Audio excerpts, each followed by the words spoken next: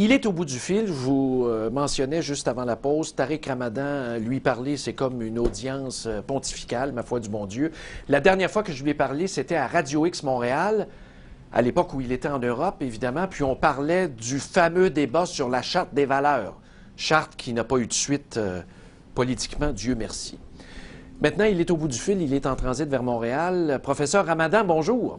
Bonjour. Bonjour. Ah, c'est toujours vraiment un privilège incroyable. Merci de prendre le temps dans un horaire chargé parce que ce soir, vous donnez une conférence à l'Église unie St. James United à Montréal.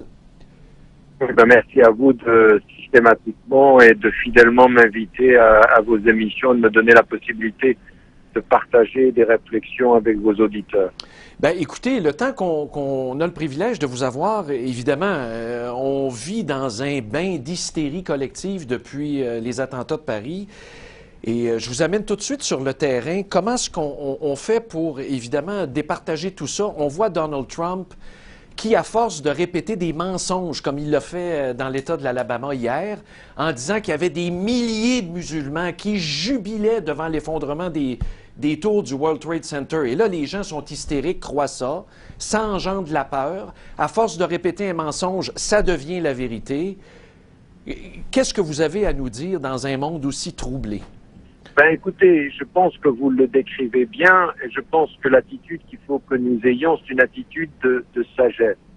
C'est une attitude justement de refuser ce qu'on est en train de nous imposer malheureusement, soit par des stratégies gouvernementales, soit par des emballements médiatiques, une espèce de politique émotionnelle où, emporté par l'émotion, on n'écoute plus, emporté par l'émotion, on ne vérifie rien, emporté par l'émotion, on essentialise tout. Alors tous les musulmans sont ainsi ou l'Occident est ainsi, parce que ça joue dans les deux sens. Vous savez, dans le monde majoritairement musulman, la perception de l'Occident, quand elle est emportée par l'émotion, c'est la même chose. C'est tout l'Occident en entier, il ne nous aime pas, il n'aime pas l'islam. Et d'un autre côté ici, ces musulmans, ils jubilent à la mort, ils envoient leurs enfants à la mort. C'est une religion mortifère. Quand on voit ceci, il faut faire un pas en arrière. Il faut savoir maîtriser son émotion. L'émotion est belle là où, quand elle est bien placée, elle devient dangereuse quand elle nous paralyse l'intelligence, l'écoute.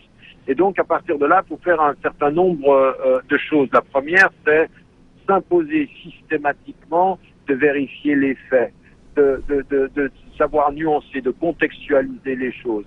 La deuxième des choses qu'il faut qu'on attende tous de nous-mêmes, c'est que nous cessions de nous situer, de nous positionner comme victimes.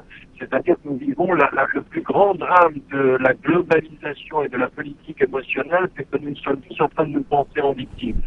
Nous serions en Occident les victimes de cette terreur qui s'abat sur nous à Paris ou à Londres ou aux États-Unis. Et d'un autre côté, eh bien, les musulmans, ce seraient les victimes de cet Occident qui ne les aime pas. Et donc, il n'y a plus de responsables aujourd'hui dans ce qui nous arrive. Et donc, il faut, avec sagesse, faire ce pas en arrière, prendre ses responsabilités, savoir être autocritique par rapport à ceux qui, par exemple, pour moi, en tant que musulman, être critique par rapport à ceux qui instrumentalisent ma religion pour pouvoir justifier du pire, mais aussi d'un autre côté, comme occidental, je dois être aussi critique par rapport à un certain nombre, mon gouvernement ou un certain nombre de nos gouvernements en Occident qui n'ont pas de politique claire, qui soutiennent des despotes et qui viennent ensuite espérer que la démocratie s'installera quand ils défendent parfois même des gouvernements dont l'idéologie est en complète opposition avec nos valeurs. Voilà ce qu'il faut faire. C'est un travail qui est un travail de maîtrise, un travail de...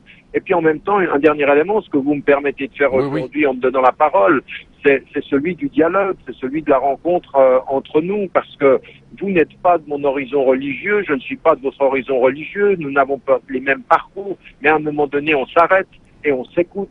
Et on se dit, mais qu'est-ce qu'on peut faire ensemble? Quelles sont les valeurs que nous partageons? Au-delà de l'émotion qui nous divise, la raison raisonnable qui nous unit, c'est ça qu'il faut qu'on fasse entre nous et c'est ça qu'aujourd'hui, les citoyens doivent surtout cesser de se penser en victime et cesser de penser qu'ils ne peuvent rien faire, qu'ils sont impuissants par rapport à ça parce que les choses se joueront au niveau local, ça se jouera dans le voisinage, ça se jouera dans nos sociétés. C'est à nous de faire ce travail-là et de nous y engager. Mais je vous écoute parler. Évidemment, vous êtes un spécialiste aussi de l'islam en Occident. Je vous donne un exemple. J'étais à Montréal vendredi dernier. J'écoute une station de radio AM qui donne un bulletin de nouvelles. Et là, on nous dit, regardez le traitement de la nouvelle, comment c'est horrible. On nous dit actuellement à Brest, imaginez-vous donc, il y a une perquisition à la mosquée de Brest et à la résidence de l'imam, ou d'Efa, pour ne pas le nommer. Et là, on aurait trouvé chez ce salafiste, des armes, des caches d'armes, c'est épouvantable. Ça, on reçoit ça à Montréal comme information. Quand on va vérifier, c'est pas vrai. Et quand on creuse le dossier, ben, on a perquisitionné tout ça parce qu'il a fait un discours sur la musique à des enfants. Ça n'a plus de fin, cette affaire-là. Ça n'a pas de sens. Ben oui, ben c'est ça, c'est ce qu'on disait tout à l'heure, c'est-à-dire qu'à partir d'un moment, des informations sont dites, sont amplifiées.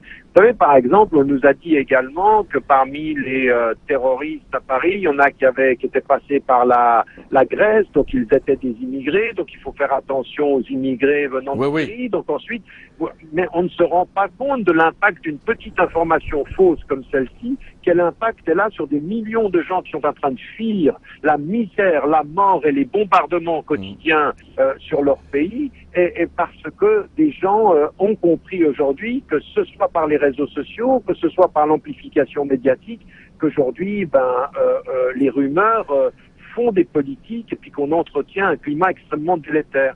Donc, vous savez, c'est vrai tout ceci, et on peut s'asseoir, et moi je ne suis pas de ceux qui s'assoient et qui critiquent tous les médias en mettant tout le monde dans le même sac. Il y a des journalistes qui font un travail extraordinaire, il y a des chaînes qui essayent d'apporter aussi des avis qui soient diversifiés, mais au bout du compte, ce qui est le plus important, c'est que quand même on a l'information qu'on mérite. Si on accepte de se faire manipuler, si on ne va pas vérifier les choses, si on est uniquement dans rapporter le propos courant et rapporter ces faits sans les vérifier, eh bien on participe à ce climat qui ne nous permet pas. Vous savez, à un moment donné, ce climat, il a comme conséquence quelque chose d'extrêmement grave. C'est que de bout en bout, quand vous l'ajoutez, il y a une partie des êtres humains du monde qu'on est en train de déshumaniser. C'est-à-dire que leur mort, elle vaut pas la nôtre mort. C'est-à-dire que même ce salafi-là, moi je suis contre ce qu'il dit sur la musique et tout ça. Mais en plus, on est allé perquisitionner, on n'a rien trouvé. Exact. On peut que lui reprocher d'être un dogmatique ou peut-être d'avoir un esprit littéraliste. Mais d'en faire un potentiel criminel. Mais est-ce qu'on se rend compte de ce qu'on est en train de faire de la vie des gens, de leur vie, de leur réputation, de leur famille? Et qu'à un moment donné, ce qu'on est en train de voir, je comprends l'émotion et j'ai partagé l'émotion et l'empathie et la sympathie pour les victimes à Paris. J'ai condamné ces faits et je dis il faut qu'on soit dans l'empathie, mais en même temps il n'y a pas des empathies sélectives. C'est pas on oublie ce qui s'est passé à Beyrouth, on oublie ce qui se passe en Syrie, et puis on a des empathies sélectives. Ça, c'est le début de la déshumanisation d'une partie de l'humanité, et ça peut nous rendre véritablement inhumains par rapport à notre façon de réagir. En terminant, et vous êtes très suivi sur la planète, les jeunes vous adorent, vous allez ce soir à guichet fermé à Montréal. Moi, si j'étais un jeune, évidemment, je suis rendu un peu vieux, là, à 48 ans, mais si j'étais un jeune, dans une cité en France, taxée par l'exclusion, la pauvreté, et que je vois tout ça se passer sous mes pieds, je me dirais, mon Dieu, qu'est-ce que je fais pour m'en sortir autre que la radicalisation? À un moment donné, l'appel de la sirène, là, de la radicalisation, se trouver une cause à notre désespoir, ça transcende la religion, cette affaire-là, là.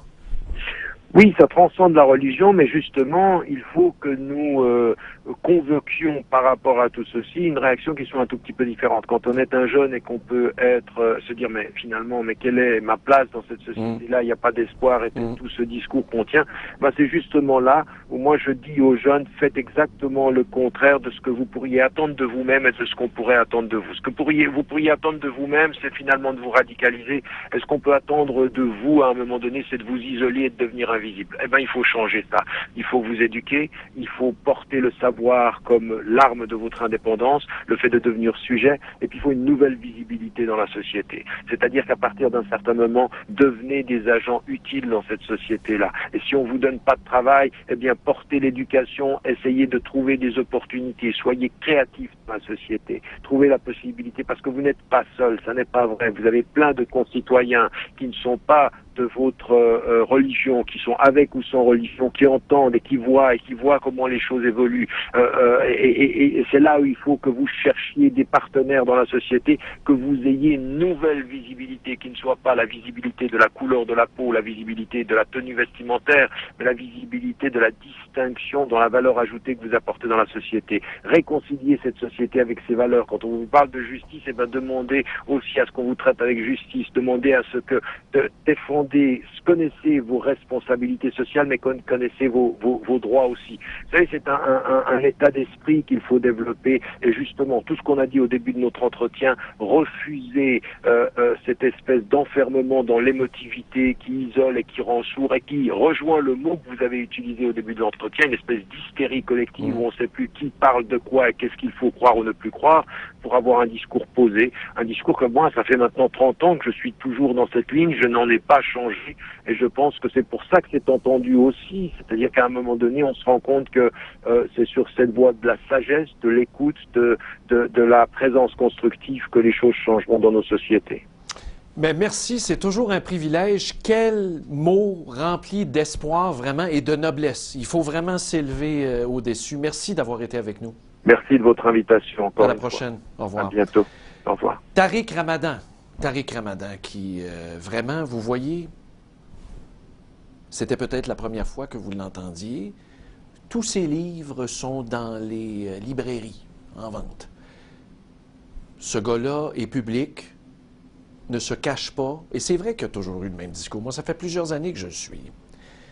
Mais si vous allez voir des sites comme Point de bascule ou Poste de veille, bien là, on va vous dire que c'est le petit-fils du fondateur des Frères musulmans. So what? So what? Saviez-vous, moi, que j'étais le petit-fils de quelqu'un aussi? Puis on s'en balance. Vraiment, je suis très, très, très content. Très, très, très content.